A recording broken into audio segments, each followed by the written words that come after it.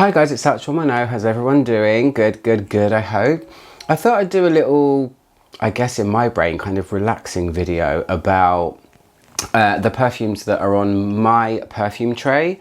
I know a lot of you guys out there that are collectors have a perfume tray and use them for many different reasons. You know, I've seen some people do seasonal, based on, you know, summer, autumn, winter, and just rotate things in and out. I've seen it, people do it based on mood or anything like that. My tray, I use it for things that I feel like I should maybe finish soon, or things that need to get a bit more attention. It's ever evolving, it's ever changing. It changes week to week to week. So for this week and for the foreseeable future, this is what's on my tray. So I thought I'd just kind of go through them, have a little chit chat. I've got my obligatory YouTuber candle alight, because isn't that what people do nowadays? You know, like light a candle and talk about stuff. Thought I'd just follow that trend and just talk to you about them. So that's it really. No further introduction needed. So let's begin with this one here. Some of these you might have seen before when I did my entire collection video, but a lot of it will have changed because, like I said, it changes all the time. So the first one is this. It has no name. It is the one that shall not be named. I bought this when I went to Kerala in South India, and I've had it for many years. It is an incredibly potent, strong tuberose perfume oil. It's very thick, very dark. Kind of looks a bit like blood to me. And it's got a wand. I love the bottle though. I will keep this bottle forever. It's always going to be special to me because of where I bought it and that particular trip. But yeah, it's one of those brush against your skin kind of oils. And it's so potent. It kind of reminds me of Fracas by Robert Piguet. And I really like it. And it's here because it's something that just gets lost otherwise. It gets lost in and overshadowed by many other things. So the next thing here is called The Good Life. And this is by a perfume company called Perfume. This is a dupe, and I know the dupes are a controversial subject in the perfume world. I agree with dupes in certain ways, and in other ways I don't. I'm kind of conflicted about them. The only reason I would ever buy a dupe, and I'll clear it up right now, is for when a fragrance that you love is completely discontinued and this is the only thing you can really try and get. So I buy them for that reason, and I buy them for the reason of when a perfume gets reformulated to crap, and you know, the new formula is just a shadow of its former self. So this one is called The Good Life, and this is a dupe of what? Can you imagine? Can you guess? It's Dolce Vita by Christian Dior, which is, as far as I know, a perfume that you can still buy, but the new formula is just so terrible that I wanted to try this one out and see what it's like, and I really like it. I have a friend that wore Dolce Vita all through its, you know, supreme reign when it was around, and she said, oh, it's nothing like it. And that's okay. I feel like it is. It's not going to be the real thing, you know. Dupes rarely are the real thing. Well, they're not the real thing at all, are they? But they're never close to the real thing.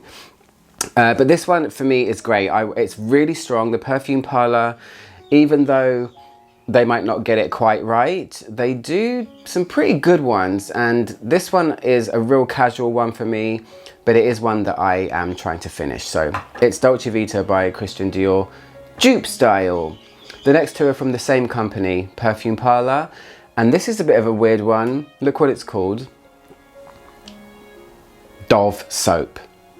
I wonder what that smells like. So as you can imagine, it's Dove soap. I love the smell of Dove soap. I use Dove deodorant all the time. I feel like Dove have changed their scent very recently. The Dove deodorant does not smell like the original Dove soap bar or the original Dove deodorant, and these are on here. I have the Eau de Parfum, and I also have a roll-on oil as well, which both of them are so strong. Seriously, I use these things as kind of like a layering almost. I spray this on sometimes in the morning when I get out of the shower onto fabric. I use it as a fabric perfume. And then I use something else as well. So I use this as just a bit of a clean you up thing. Not that I'm a dirty person, I shower twice a day sometimes. But it's got that true Dove soap smell and it's so powerful. Oh my gosh. But yeah, that's why I've got those. So moving on, this one's called Fawn. Some of you that have followed me for a while might recognize this perfume. This is my own. And this is a perfume that I made when I went to Grasse. And I was selling this for a while on Etsy, but no longer, unfortunately. Sorry about that. And this is the original one I made. This is a decanted one from my original bottle that I made the first time I ever made it. Oh my gosh, it's so special, but it is starting to turn. I made it so many years ago. That's why it's here. I do have one more backup of a fresher batch of it. Sorry about the camera wobble. And that's why it's on my tray, because I need to use it before it just goes completely bad. So behind that, in a Fawn bottle, but not Fawn itself, this is Vintage Safari by Ralph Lauren. A beautiful subscriber of mine sent me the actual bottle of Ralph Lauren Safari, but she said, hey, it's leaking, I'm sending it to you, please can you just save it or enjoy it or do something with it?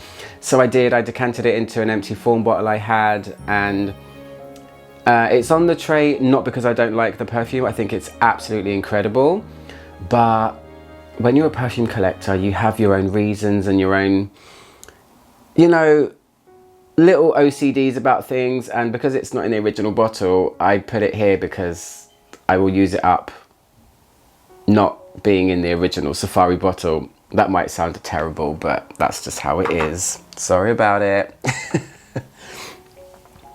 This one here, again, a decanted one. I dropped a bottle of my perfume. It was called Neanderthal White by a company called Neanderthal. Really interesting perfume, but I had to save it, and this was the only vessel I had, so I dropped it. I can't remember how I dropped it, but I did, and the sprayer came off and it was just broken. So I quickly pipetted it into this bottle, and now that's why it's here. I actually wore this today. It's a very strange metallic green rose, kind of cooling effect rose. I really, really like it, and I wore it today because it's really hot. It's a very humid day in London, so that's that one. The next one is this. It is called Sea, and it's by Clive Christian. This one is in here because look, it's nearly gone. This one's quite an expensive perfume, but there's not much left. This is a leather perfume that it gets compared to Tom Ford's Tuscan. I think it's Tuscan leather. It's not ombre leather, it's Tuscan leather, I think. It's just a much more expensive version of it. It's got tobacco in there. There is some saffron, there's some mandarin. I think there might be a little bit of oud maybe as well. But it's on here because look, this much. When I get to the end of things like that, even though I didn't have this as a full bottle, this was given to me as a kind of end thing. But I like to have kind of fuller bottles in my collection. It's all about aesthetics, guys. If you're a collector, you will fully understand and be on my side. The next one is this battered thing. It's the original formula of Tobacco Oud Vanille by Aaron Terence Hughes. Incredibly potent perfume. The note list is right on the front there, but you know, look, it's seen better days, right? And also nearly gone. So when it turns to autumn, which is going to be soon, this one's going to be sprayed on myself quite a lot. It's really hard to finish though, because this is one of those perfumes that stays on your clothes for, if you put it on fabric, I mean, I'm talking weeks. This stuff does not mess around. But yeah, it's like a fluffy, soft vanilla tobacco, and the oud is kind of the underlying thing as opposed to it being a really potent oud perfume. So yeah, this one needs to go really soon. The next one is, before I even pronounce the brand name, I have been told this brand is from Turkey. I know this brand very well, and I'm guessing a lot of you watching this might know too. I've been told that it's supposed to be pronounced Nishane, but I have pronounced it both Nishane and Nishane. Somebody, if anyone from Turkey knows, please let us all know how we're supposed to pronounce it. The Turkish person said Nishane. Anyway, this is Fan Your Flames. It's another tobacco perfume. There are 3 on this table. It's coming to autumn, so it's time for them to go. Again, there's only a little bit left in here. This is a great tobacco because it's a really dense one, and it reminds me of something that Captain Jack Sparrow would wear. It's a coconut rum tobacco, so it leans a little bit into gourmand, and I really like that. It's very dense, and I'll be looking forward to wearing this in autumn. Ooh. This one is the exception to the rule for this video, and this is on my to finish tray, not because I'm trying to finish it, but because this is something that I got very recently from a friend, my lovely friend Sarah, who lives in Wales, and I didn't know what this was when I got it. It's by a brand called Jubilee Inspired, and it's called CO229.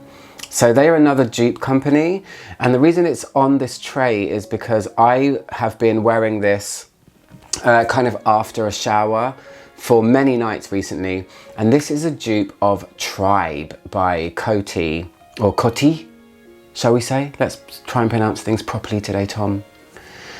And do you know what?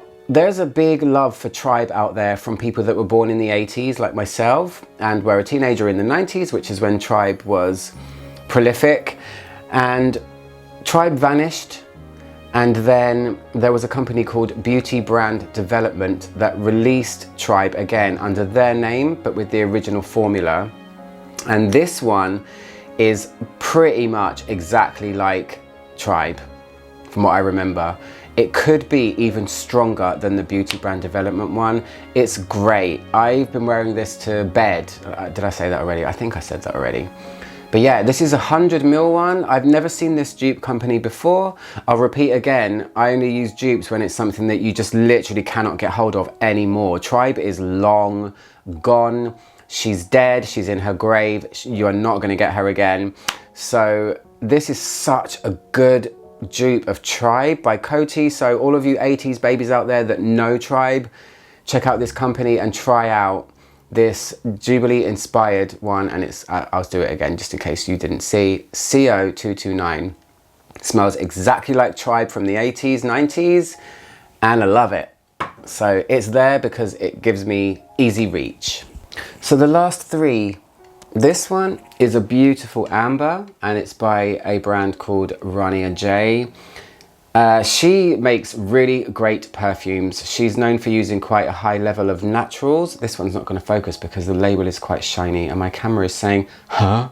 What's going on? Ugh. This is a lovely spiced amber. As you can see again, it's not got much left in there. So autumn's coming. This one will be gone really soon. I was given this at this level.